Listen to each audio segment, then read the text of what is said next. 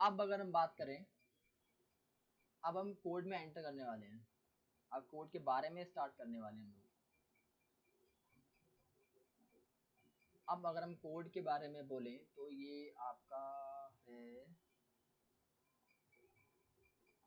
This one, ये आपका code है जिसमें जिसमें टोटल 255 सेक्शंस हैं, 255 सेक्शंस हैं, राइट, जो कि आपकी 5 पार्ट्स में डिवाइडेड है, 5 पार्ट्स में डिवाइडेड है, जिसमें से पार्ट 2 और part 3 are the most important part.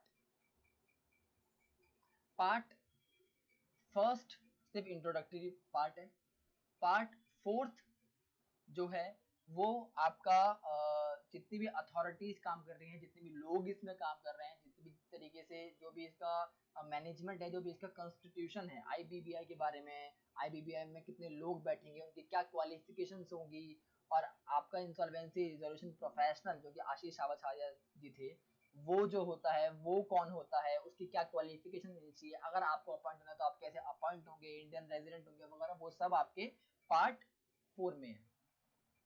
Okay, तो पार्ट 2 और 3 मेजरली हम लोगों को पढ़ने हैं, जिसमें पूरा प्रोसेस है कि अगर किसी कंपनी से हमें पैसे लेने हैं तो कैसे लेंगे, केस फाइल करेंगे, अगर हम किसी इंडिविजुअल से पैसे लेने हैं तो कहाँ जाएंगे, अगर हमें किसी पार्टनरशिप फर्म के पास जाना है तो हम कहाँ जाएंगे, जस्ट लाइक दिस, ठीक, हमने इंट्रोडक्शन में पढ़ा था कि कॉर्पोरेट पर्सन के लिए जाएंगे तो कहाँ, जो कि हम हमें पार्ट 2 बताएगा, पार्टनरशिप फर्म और इंडिविजुअल में जाएंगे तो कहाँ, पार्ट 3 में जाएगा।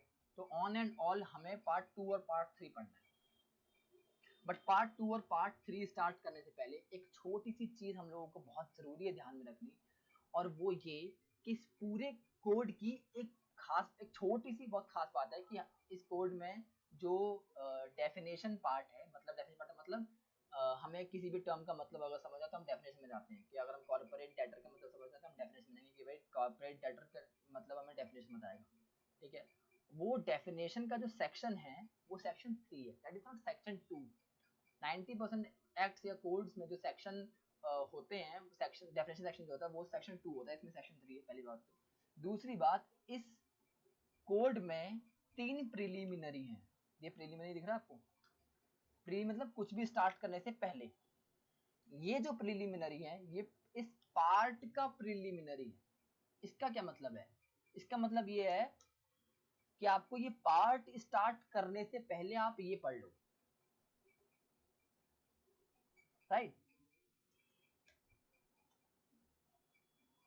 ये प्रीलिमिनरी जो है, ये वाला प्रीलिमिनरी है।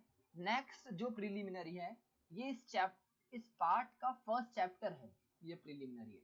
इसका क्या मतलब है कि ये पार्ट स्टार्ट करने से पहले आप ये प्रीलिमिनरी पढ़ लो, और नेक्स्ट जो प्रीलिमिनरी है वो पार्ट 3 का है, कि ये पार्ट स्टार्ट करने से पहले आप ये वाला प्रीलिमिनरी पढ़ लो। इसका क्या मतलब है कि इस चैप्टर 3 में आप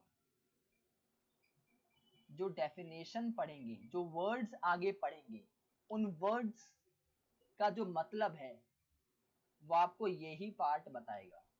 इस पूरे पार्ट में एडजुडिकेटिंग अथॉरिटी बहुत जगह आएगा, जिसका मतलब है हमें डेट रिकवरी ट्रिब्यूनल, मतलब हमें जो केस डालना है वो डेट रिकवरी ट्रिब्यूनल पर डालना है। एडजुडिकेटिंग अथॉरिटी मतलब जो इसकी अथॉरिटी है जो डिसाइड करती है, जैसे एनसीएलटी उसकी थी, इसकी डीआरटी है, राइट। लेकिन for this part only, similarly इस पार्ट की जब आप पढ़ोगे, जब आपको देखना कि कंपनी पे हमने केस डालना है तो उसकी कौन सी एडजुडिकेटिंग अथॉरिटी है वो हमें यहां से चलेगी पता, इस पार्ट की, तो क्या है एनसीएलटी, ठीक है।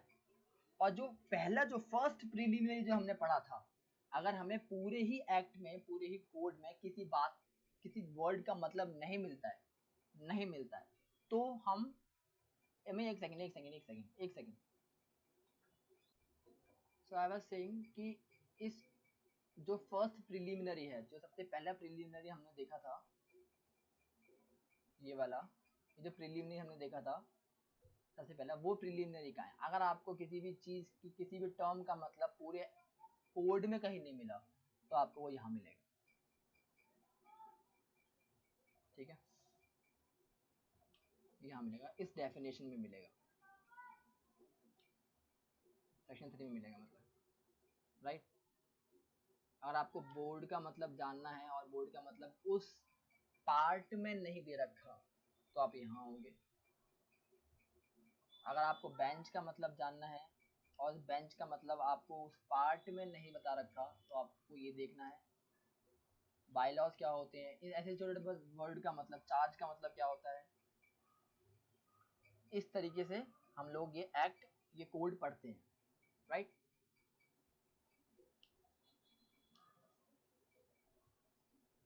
And to sum up all this, I have a small chart.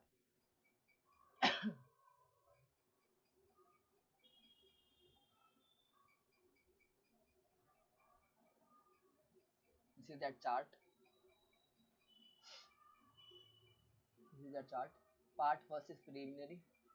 इसमें जो कि एक्ट की, जिस कोड की एप्लीकेशन और इसकी डेफिनेशन वगैरह बताता है। पार्ट 2 इज कॉर्पोरेट पर्सन की रिजोल्यूशन, तो कंपनी की रिजोल्यूशन किस तरह चलेगा या उसका लिक्विडेशन किस तरह होगा वो बताएगा।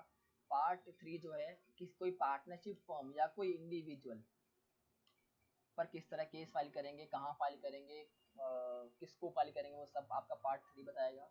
पार्ट 4 आपका वो जो मैंने बताया था कि जितने भी अथॉरिटी जो भी हैं, जो भी लोग इसमें काम करते हैं, जो भी एजेंसीज हैं, जो भी डाटा बैंक वगैरह मेंटेन करते हैं, वो सब कुछ जो भी बताएगा, वो यहाँ बताएगा कि IBBI क्या होता है। आपको जानना है IBBI क्या चीज़ है, वो आपको ये पार्ट 4 बताएगा। आपको जानना है इंसॉल्वेंसी प्रोफेशनल्स कौन है, कौन अपॉइंट हो सकते हैं, क्या क्वालिफिकेशन चाहिए, सब कुछ चाहिए, वो आपको ये वाला पार्ट बताएगा, right. And part 5 is miscellaneous, ये सब कुछ मिसलेनियस लाइक बच्चा कुछ यहाँ पे आ जाता है। तो मैंने बताया था कि पार्ट 2 और part 3 most important for us, right. Also a small chart for preliminaries, this is a preliminary chart. Preliminary में आपके दो चीज़ें होती हैं, एप्लीकेशन डेफिनेशन। अगर हम बात करें पार्ट 1 में जो प्रीलिमिनरी है वो एप्लीकेशन और डेफिनेशन बताएंगे पूरे कोड के लिए, पूरा कोड की एप्लीकेशन डेफिनेशन बताएगा। और अगर पार्ट 2 और पार्ट 3 के प्रीलिमिनरी की बात करें तो उस स्पेसिफिक पार्ट के एप्लीकेशन और डेफिनेशन की बात कराएगा। मतलब पार्ट 2 में क्या था आपका, कॉर्पोरेट और पार्टनरशिप का, तो इस पार्ट की जो एप्लीकेशन होगी वो बताएगा कि ये पार्ट जो है आपको सिर्फ कॉर्पोरेट पर्सन से अप्लाई होगा, लिखा भी हुआ है कोड में।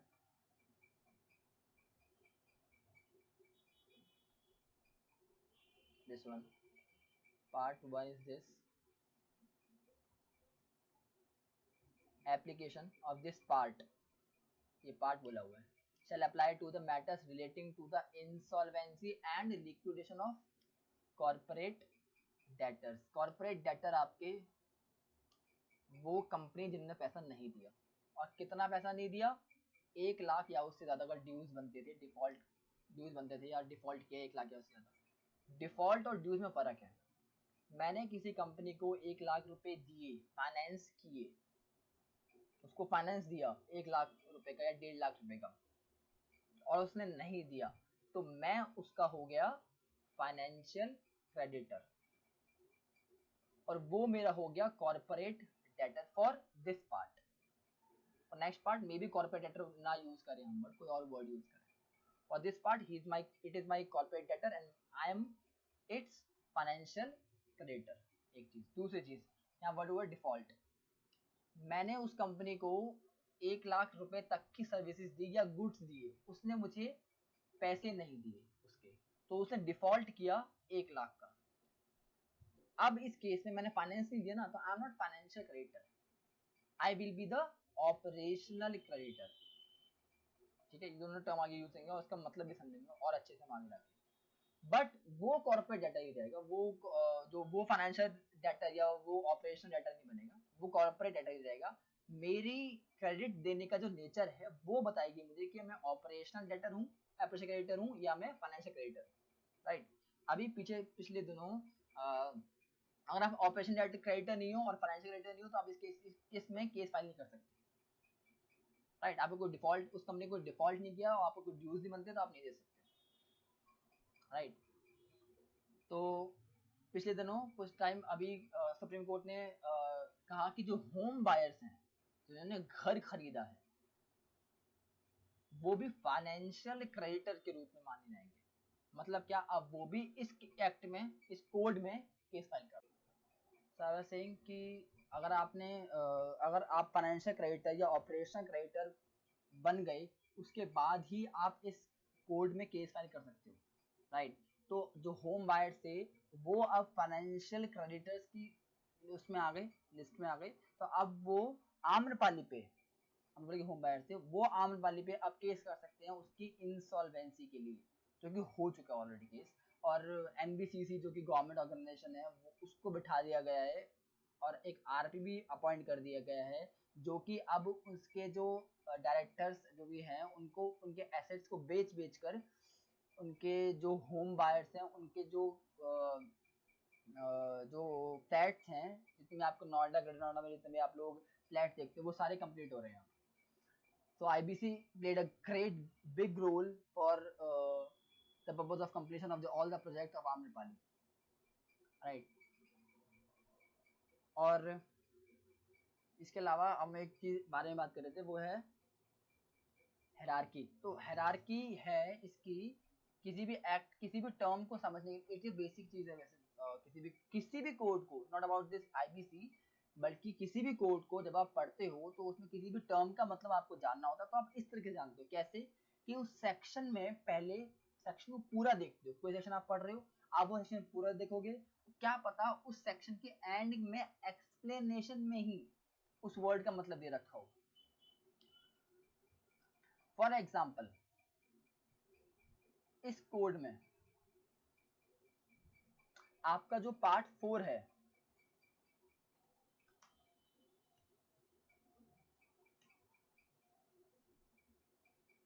उसका सेक्शन 188 जो है, दिस वन,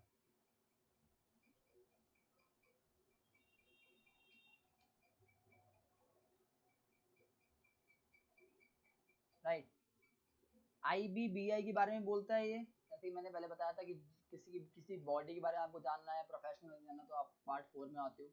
ये कोई पर्टिकुलर कंपनी वगैरह बारे में बताता, ये बेसिकली इंट्रोडक्शन देता है आपको बेसिक चीज़ों का। तो आईबीबीआई के एस्टेब्लिशमेंट के बारे में जानना है आपको, अगर सेक्शन 188 आता है तो उस केस में आपका जो एस्टेब्लिशमेंट है वो ये कहता है कि सेंट्रल गवर्नमेंट जहाँ चाहे वहाँ इसका एस्टेब्लिशमेंट नोटिफिकेशन के थ्रू कर सकता है। हम पूरा सेक्शन नहीं पढ़ रहे वाला, जब बाद में देखेंगे तब पढ़ लेंगे। अभी मैं आपको तो बताना चाहता हूँ वो ये कि इस पूरे सेक्शन में एक वर्ड है, नेशनल कैपिटल रीजन। हमें इस वर्ड का मतलब जानना है। तो हम सबसे पहले उस सेक्शन को पूरा देखेंगे एंड तक, उसके एक्सप्लेनेशन अगर है तो वो देखेंगे। एक्सप्लेनेशन में आ गए, हाँ इसके एक्सप्लेनेशन नीचे है, और उसमें नेशनल कैपिटल रीजन का मतलब भी बता रखा है। तो अब हमें कहीं जाने की जरूरत नहीं है, ये जो मतलब है इस एक्सप्लेनेशन में, ये इसका मतलब है। और जो कि है कि जो ये पर्टिकुलर फलाना एक्ट है, इसके सेक्शन 2 के क्लॉज एफ बता रखा है एनसीआर का मतलब, वो इसका मतलब है एनसीआर। यहाँ पे भी एनसीआर का मतलब वही है। तो मतलब हमें इस एक्ट में जाना है, सेक्शन 2 देखना है, क्लॉज एफ खोलना है, उसका एनसीआर का मतलब देखना है, उसके बाद हमें यहाँ अप्लाई करना है, राइट। अब हमें जाना है, एक वर्ड है बोर्ड। इसका क्या मतलब है? इस बोर्ड का मतलब के लिए हम पूरा सेक्शन देखेंगे लास्ट तक। नहीं मिला हमें, एक्सप्लेनेशन में कहीं भी नहीं है, शिट। अब हम जाएंगे सेक्शन 3 में सीधा, क्योंकि इस पार्ट में तो कहीं है ही ना, और कोई डेफिनेशन है सीधा। इस पार्ट में डेफिनेशन चैप्टर है ही ना। चैप्टर फर्स्ट जो है वो डेफिनेशन चैप्टर में थोड़ी है, वो तो खाली पार्ट 2 और पार्ट 3 में थे, पार्ट 4 में थोड़ी है। तो इसलिए सेक्शन 3 में जाएंगे सीधा, राइट। तो इस तरीके से हम किसी भी टर्म का मतलब होता है तो इस कोड के लिए हम ऐसे देखेंगे। अब बाकी की अगर कोड का एक्ट की बात करूं तो उसमें उस सेक्शन का एक्सप्लेनेशन वो नहीं है, तो सीधा सेक्शन 2 बाकी के कोड्स के लिए ये हायरार्की होती है। तो एक्सप्लेनेशन ऑफ द सेक्शन, फिर chapter first of the part जाएंगे हम लोग, लेकिन ये सिर्फ पार्ट 2 और पार्ट 3 के लिए है मोस्ट प्रोबेबली, ठीक है। और तो अगर पार्ट 4 और 5 में हमें किसी वर्ड का मतलब जानना है तो सीधे सेक्शन 3 में जाएंगे। पहले एक्सप्लेनेशन, एक्सप्लेनेशन के बाद सेक्शन 3। अगर पार्ट 2 और पार्ट 3 में किसी वर्ड का मतलब देखना था तो पहले एक्सप्लेनेशन ऑफ द सेक्शन, उसके बाद उसके चैप्टर फर्स्ट में रहेंगे, उसको देखेंगे डेफिनेशन में, वहां भी नहीं है तो सेक्शन 3। ये छोटी सी हायरार्की होती है, ठीक है। अब कोई सेपरेट रूल्स नहीं है, यही तो कोड और एक्ट में फर्क होता है कि कोई सेपरेट रूल्स नहीं होते हैं, जो भी होता है उस कोड में ही होता है। तो इस कोड में ही रूल्स हैं, हालांकि रूल्स अलग से इसके दे रखे हैं, क्योंकि रूल्स होते हैं उस चीज़ के लिए कि नॉट रूल्स मतलब वो रूल्स नहीं कि आपको रूल्स किस तरह रूल्स आप इन रूल्स से चलेंगे, वो रूल्स नहीं। रूल्स मतलब का मतलब है कि आपको अब एनसीईआरटी में केस फाइल करना है, केस तो फाइल करना है, लेकिन भाई क्या प्लेन पेपर पे लिख के फाइल कर दूँ, प्लेन पेपर पे लिख दूँ और उसके बाद अपने जो भी डॉक्यूमेंट है वो अटैच करके साइन कर दूँ क्या, फाइल कर दूँ क्या? नहीं, फॉर्म आता है उसका स्पेसिफिकली, और वो फॉर्म कौन सा है वो आपको रूल बताएगा। ज्यादा रूल्स इसके हैं नहीं,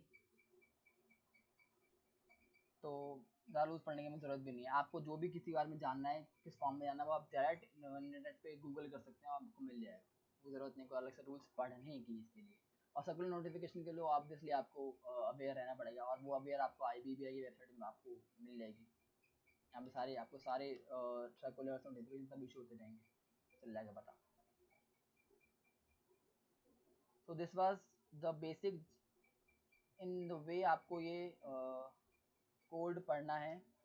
ये क्या है मैं बताता हूँ आपको, ये क्या है।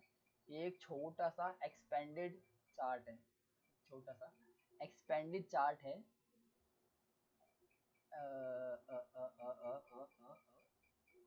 इसका, राइट। अच्छा, एक और चीज, अगर कोई ऐसी दुविधा आ गई जैसे कि हमें उस पार्ट में डेफिनेशन जो वर्ड है उसका मतलब उस पार्ट में दे रखा है, चैप्टर फर्स्ट पार्ट 2 और पार्ट 3 की चैप्टर फर्स्ट में दे रखा है, पार्ट 1 में दे रखा है, तो उस दुविधा में क्या करेंगे हम, उस पार्ट की जो डेफिनेशन है वो प्रिवेल करेगी रादर सेक्शन 3 के, राइट। हायरार्की है ना, हायरार्की, व्हाट ऑब्वियस हायरार्की। अगर एक्सप्लेनेशन में भी है और चैप्टर फर्स्ट में भी है डेफिनेशन दोनों में, तो एक्सप्लेनेशन की प्रिवेल करेगी। एक्सप्लेनेशन में नहीं है, चैप्टर फर्स्ट में है और सेक्शन 3 में चैप्टर फर्स्ट की प्रिवेल करेगी, जस्ट लाइक दैट। वही बोला हुआ है यहाँ पे, in case of contradiction part shall prevail over the code, right. अब मैं बात कर रहा था कि इसी पूरे चार्ट की 7 चैप्टर, 7 इसके 7 इसके 7 इसके इसके 21 चैप्टर्स हैं, इसके एक्सपेंडेड फॉर्म है आपके मेरे पास ये वाला। This chart I love this chart, ये चार्ट मैंने बहुत पहले बनाया था अपने टाइम पे और ज़बरदस्त चार्ट है। तो इस चार्ट में बस एक करेक्शन कर लेना कि, अभी मैं बताता हूँ जूम करके,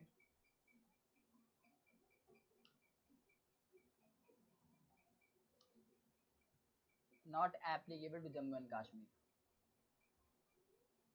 please please please please please please ये हटा देना। मैंने कहा जम्मू कश्मीर में अप्लाई नहीं होता, मोदी जी कह रहे हैं ऐसे कैसे नहीं होता जी, हम करवा के दिखाते हैं, मतलब अमित शाह जी बोलते हैं हम करवा के दिखाते हैं। तो आगे से अपना चार्ट अमेंड करो, उसमें लिख अमेंड कि अप्लीकेबल होगा, जम्मू कश्मीर हमारा अभिन्न अंग है, ठीक है। तो I was thinking expanded form है, एक्सपेंडेड फॉर्म कैसे है इस चार्ट की, पार्ट फर्स्ट के प्रीलिमिनरी है जिसमें कोड की एप्लीकेशन है, फिर सेक्शन 3 में डेफिनेशन है, सेक्शन 3 बता रखा है यहाँ पे, राइट। फिर आपका ये पार्ट 2 है जिसमें 7 चैप्टर्स हैं। पहला चैप्टर आपको प्रिलिमिनरी के बारे में बताता है, फिर चैप्टर 2 जो है वो आपको इसकी CIRP, ये आपका चैप्टर 2 जो है इसमें सारे केस जा रहे हैं आपके आजकल। सेक्शन 7 में जाते हैं, सेक्शन 7 में केस फाइल करते हैं हम किसी भी कंपनी के खिलाफ, ड्यूज पेमेंट नहीं करते। आपके जो आम नेपाली के पे केस चल रहा है सेक्शन 7 में चल रहा है। आपको जेट एयरवेज के खिलाफ केस चल रहा था, जो एप्लीकेशन डाली गई थी सेक्शन 7 में डाली गई थी, और इस सेक्शन में डाली गई, इस सेक्शन में डाली गई थी, और इसी सेक्शन में इसी कोड इसी चैप्टर में लिखा हुआ है कि आपका जो 180 दिन में खत्म होने सेक्शन 12 में जो लिखा हुआ था वो इस चैप्टर में लिखा हुआ है, और ये चैप्टर हम पूरा एक चार्ट में कंप्लीट कर लेंगे, पूरा प्रोसेस हम एक चार्ट में कंप्लीट कर लेंगे, राइट। फिर चैप्टर 3 आता है कि आपने पूरी कोशिश करी कंपनी चलाने की, कंपनी चली नहीं, अब उसको बंद करो, लिक्विडेट करो, वो सेक्शन 33 से स्टार्ट होता है, राइट। अब आपने लिक्विडेट भी कर दी, बंद भी हो गई,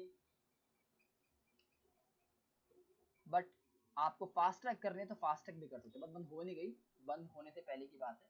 आपको फास्ट ट्रैक करने तो फास्ट ट्रैक, मतलब already it is already fast, code is already very much fast, but still you have to go more faster than coming chapter 4। अब इसमें आप इसमें एप्लीकेशन वाइज करें, लेकिन वो एनसीईआरटी पे डिपेंड करता है, वो किसे कर रहे हैं कि नहीं कर रहे हैं। अब लॉकडाउन के बाद obviously fast track cooperate IRP start होंगी। 3 सेक्शन, ज़्यादा सेक्शन है नहीं, 4 सेक्शन मतलब। अब चैप्टर 5 में आपका वॉलंटरी लिक्विडेशन, मतलब corporate and corporate person, corporate debtor, company खुद जा रही है कि भाई मुझे प्लीज लिक्विडेट कर दो, प्लीज मुझे बंद करो, जितने ड्यूज जिसके बनते हैं प्लीज खत्म करो, मुझे हिमालय पे जाना है, सम्मू माया है प्लीज। तो सेक्शन 59 में सिर्फ एक सेक्शन है, उसमें वो एप्लीकेशन फाइल कर देता है और उसकी स्टार्ट हो जाती है एज पर द प्रोविजंस। और हालांकि ऐसे कभी कोई सब तक मिला नहीं। चैप्टर 6 आपको बताता है इसी पार्ट, अच्छा सारे हम कंपनी के बारे में, कॉर्पोरेट पर्सन के बारे में बात हो रही है ना। अब चैप्टर 2 जो है ऑब्वियसली कॉर्पोरेट पर्सन के लिक्विडेशन के बारे में बात करते हैं ना हम लोग, तो सिर्फ कॉर्पोरेट पर्सन के बारे में बात हो रही है यहाँ पे, इसीलिए। तो इसकी जो एडजुडिकेटिंग अथॉरिटी जो की है एनसीएलटी, उसके बारे में यहाँ बात होगी, जिसमें कि उसको क्या पावर्स होंगी। जब इसमें केस आएगा तो इसके पास पावर सारी आ जाएंगी, तो जितनी भी जो भी एसेट्स जहां भी गिरवी होंगी उसके पास गिरवी होंगी किसी की, या किसी गिरवी होंगे उसके पास, उसके गिरवी होंगे किसी के पास, या उसके पास किसी के गिरवी होंगे, वो सारे उन सब का रेगुलेट करेगी आपकी एनसीएलटी। बैंक के पास गिरवी है तो बैंकिंग एक्ट नहीं लगेगी उसे, बैंकिंग लॉ नहीं लगेगी, उसका एनसीएलटी अब उसके उसकी देख रेख करेगी सारी, ठीक है। बाकी सारी प्रोसीडिंग्स उसकी स्टे हो जाएंगी, सिर्फ यहाँ चलेगी आईबीसी। तो वो एडजुडिकेटिंग मतलब एनसीएलटी के बारे में यहाँ बात हो रही है। और अगर आप इसके हिसाब से नहीं चले तो ऑफेंसिव पेनल्टी भी आपको इस हिसाब से मिल जाएगी। यही सारा प्रोसेस आपका फिर इंडिविजुअल पे अप्लाई हो जाएगा और पार्टनरशिप फर्म पे अप्लाई हो जाएगा। चैप्टर 3 में पार्ट 3 में इसका भी प्रीलिमिनरी है, वही 3 सेक्शन 78 और 79, 2 सेक्शन, मतलब जैसे इसमें थे ऐसे उसमें थे, ऐसे पूरा 5 78 और 79 इसमें भी है, एप्लीकेशन और डेफिनेशन फॉर द पार्ट, ठीक है ना। फ्रेश स्टार्ट, चलो भैया खत्म करो अब बात को यार, ठीक है तुम जो तुम्हारा जो होना था हो गया यार, तुम बंद हो गए था, ये पेमेंट ड्यू कंप्लीट हो चुकी है, अब एक नई शुरुआत करो अपनी जिंदगी में। मेरे बारे में बात हो रही है, मतलब किसी इंडिविजुअल के बारे में बात हो रही है। चैप्टर 3 आईआरपी, अब किसी पार्टनरशिप फर्म की आईआरपी, किसी इंडिविजुअल की आईआरपी कैसे चलेगी, वो आपका चैप्टर 3 बताएगा। चैप्टर 4 आपका बैंकरप्सी ऑर्डर पास हो गई। अब जब कोई पार्टनरशिप या कोई इंडिविजुअल को बंदा खत्म होता है तो उसे हम बैंकरप्ट बोलते हैं, उसे लिक्विडेट नहीं करते हम कि बंदा बैंकरप्ट हो चुका है, लिक्विडेट नहीं होता, तो वहाँ लिक्विडेशन नहीं यूज होता, यहाँ बैंकरप्ट यूज हो रहा है। और चैप्टर 5 जो है वो अब आपके पास जो एस्टेट है उस इंडिविजुअल की, उसका एडमिनिस्ट्रेशन कौन करेगा, उसका डिस्ट्रीब्यूशन किस तरीके से होगा, वो ये बताएगा, राइट। चैप्टर 6 आ गया आपका इसकी एडजुडिकेटिंग अथॉरिटी, मतलब अगर आप पार्टनरशिप फर्म और इंडिविजुअल क्लब आपको पास करना है तो आप केस फाइल करना है तो आप कहाँ जाओगे, आप डीआरटी में, डेट रिकवरी ट्रिब्यूनल में आप वहाँ जाओगे। उसके पास क्या पावर्स हैं, वो किससे काम करेगी, वो आपका चैप्टर 6 बताएगा। चैप्टर 7 अगर आप इस हिसाब से नहीं चले तो आपके क्या पेनल्टी आप पे लगेगी, राइट। ये मेजरली 2 पार्ट हमें पढ़ने हैं, पार्ट 4 के बारे में कुछ खास हमें पढ़ना नहीं है, तो पार्ट 2 और पार्ट 3 7 चैप्टर इसमें भी हैं, पर वो हम पढ़ेंगे ज़्यादा नहीं, पार्ट 2 और पार्ट 3 पढ़ेंगे। तो हम पूरा कॉर्पोरेट पूरा प्रोसेस की किसी इंडिविजुअल से कैसे पैसे निकालने हैं इस एक्ट में, इस कोड में, किसी कंपनी से कैसे पैसे निकालने हैं इस कोड में, किसी पार्टनरशिप फर्म से कैसे पैसे निकालने हैं इस कोड में, वो हम पार्ट 2 और पार्ट 3 में देख लेंगे। और जाके बाकी किसी भी टर्म की डेफिनेशन हम साथ साथ पढ़ते रहेंगे।